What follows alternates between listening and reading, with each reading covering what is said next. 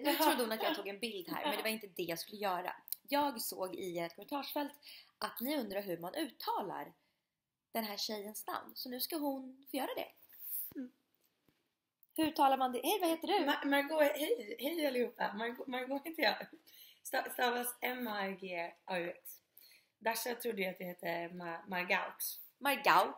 Margaux i början. Men det är Margot som Bordeaux eller Chateau eller på eller på en sån så. Jo, jag undrar vad om dina läsare vet vad allt det där är. Nej. Vi lämnar det där tror jag.